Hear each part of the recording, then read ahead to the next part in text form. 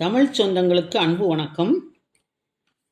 செங்கல்பட்டு மாவட்டம் திருப்போரூர் ஒன்றியம் அனுமந்தபுரம் ஊராட்சியில் உள்ள அகோர வீரபத்ர சுவாமி திருக்கோயிலானது மிகவும் பிரசித்தி பெற்றது. மனநலம் பாதிக்கப்பட்டவர்கள் இந்த கோவிலில் ஒரு நாள் தங்கி கடவுளை வேண்டிக் கொண்டால் அவர்களுடைய மனநோய் கண்டிப்பாக குணமாகும் என்ற நம்பிக்கை அப்பகுதி மக்களுக்கு உள்ளது. தற்போது இந்த அனுமந்தபுரம் மற்றொரு வகையில் உலக புகழ்பெற்ற ஒரு சாதனையை படைத்திருக்கிறது.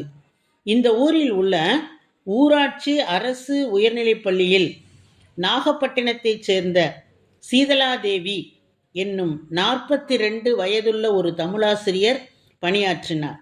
அவர் 20 மணி நேரத்தில் 43 வெற்றிலைகளில் 1330 திருக்குறள்களையும் எழுதி முடித்து திருக்குறள் நூலை தேசிய நூலாக அறிவிக்க வேண்டும் என்ற கோரிக்கையை முன்வைத்து இந்த சாதனையை செய்திருக்கிறார். இவர் படைத்த இந்த சாதனையின் முழு விவரத்தினை அறிந்து கொள்ள முழு மனதுடன் உங்களை கரம் கூப்பி அழைக்கிறது மௌனத்தின் சப்தங்கள். இந்த மிக பெரும் சாதனைக்கு சொந்தக்காரரான ஆசிரியர் சீதலாதேவி குழந்தை பருவத்தில் கிருபானந்த வாரியாரின் மடியில் தவழ்ந்தவர். தமிழில் முதுகலை பட்டம் பெற்றவர். திருக்குறள் மீது ஆர்வம் கொண்ட இவர் அதனை தேசிய நூலாக அறிவிக்க வேண்டும் என்ற கோரிக்கையை வலியுறுத்தி பல்வேறு திருக்குறள் தொடர்பான உலக சாதனைகளை நிகழ்த்தி வருகிறார். இந்நிலையில் ஐஸ்குச்சி எனும் 223 மூங்கில் பட்டைகளில் 1330 திருக்குறள்களையும் 19 மணி நேரத்தில் எழுதி முடித்திருக்கிறார் இவர். இதனைத் தொடர்ந்து 43 வெற்றிலைகளில் 20 மணி நேரத்தில் 1330 திருக்குறள்களையும் எழுதி சாதனை படைத்திருக்கிறார். இது மட்டும் அல்லாமல் கரும்பலகையில் எழுத நாம் பயன்படுத்தக்கூடிய 268 சுண்ணக்கட்டி, அதாவது சாக் பீஸ்களில் 12.5 மணி நேரத்தில் அனைத்து திருக்குறள்களையும் எழுதி முடித்துள்ளார். இது குறித்து ஆசிரியை சீதலாதேவி கூறுகையில், வெற்றிலையில் குறள்களை எழுதுவதில்தான் எனக்கு சிரமம் ஏற்பட்டது. ஆரம்பத்தில் பேனாமையின் சூடு தாங்காமல் வெற்றிலைகள் வதங்க ஆரம்பித்தன.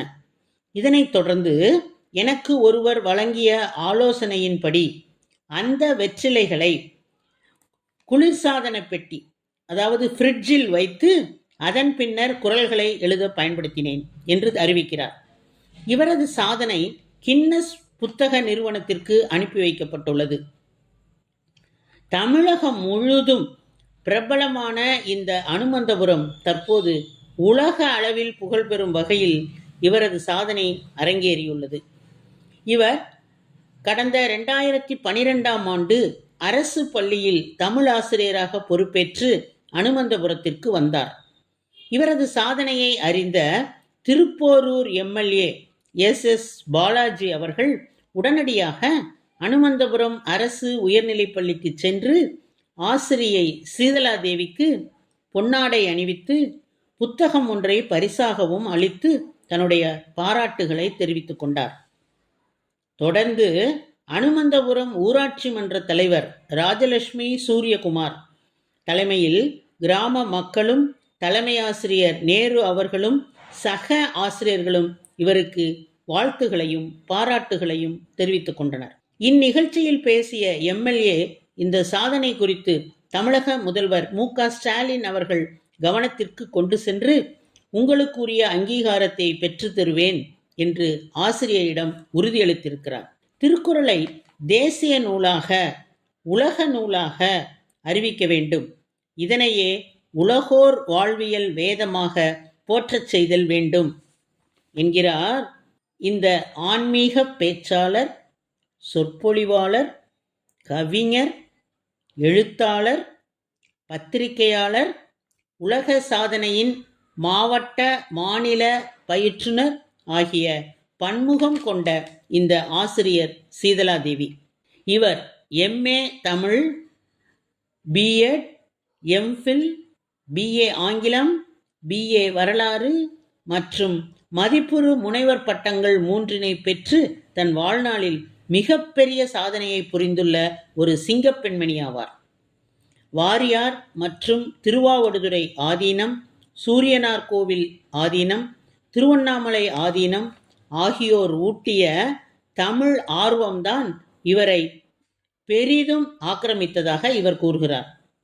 பல்கலைக்கழகத்தின் பேராசிரியர் பணியை அவ்வளவாக நாட்டம் கொள்ளாமல் விருப்ப ஓய்வு பெற்று இளைய தலைமுறையை வளர்க்கும் நோக்கில் அரசு பள்ளியில் தமிழாசிரியர் பணியை விரும்பி ஏற்றுக்கொண்டார் இவர். இதுவரை 15 உலக சாதனைகளை புரிந்திருக்கிறார்.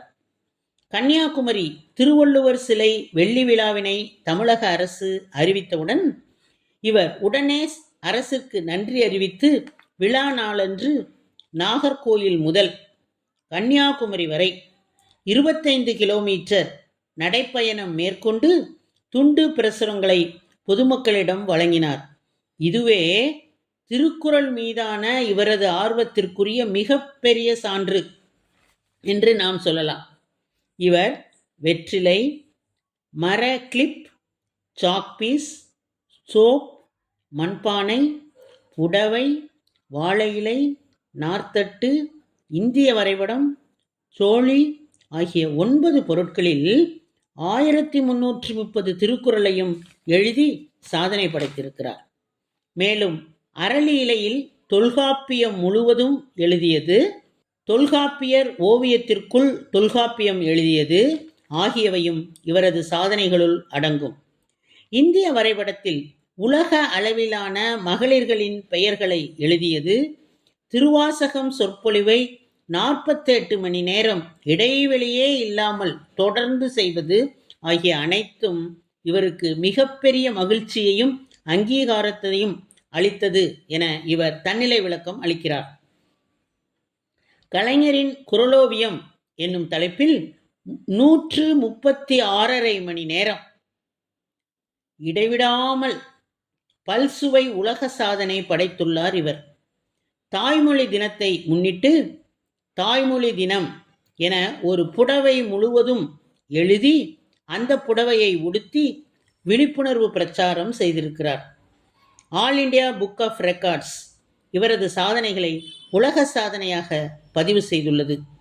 இவர் ஆற்றிய மொழி பணிகளுக்காக இவருக்கு திருவள்ளுவர் விருது, நல்லாசிரியர் விருது, சித்தாந்த ரத்தினம் விருது, திருமுறை மணி விருது, தேவார மணி விருது, திருக்குறள் தூதர், உலக சாதனையாளர், குரல் ஞான தாரகை விருது இவை அனைத்தும் உட்பட 500க்கும் மேற்பட்ட விருதுகளை இவர் பெற்றிருக்கிறார். முன்னாள் முதல்வர் ஜெயலலிதா அவர்களிடமிருந்து குட்டி ஆண்டாள் விருதினை பெற்ற அதிர்ஷ்டக்கார சாதனையாளர் இந்த சீதலா தேவி. நடிகர் கமல்ஹாசனிடம் இன்றியமையா மொழியியல் வல்லுனர் என்ற விருதினையும் இவர் பெற்றிருக்கிறார்.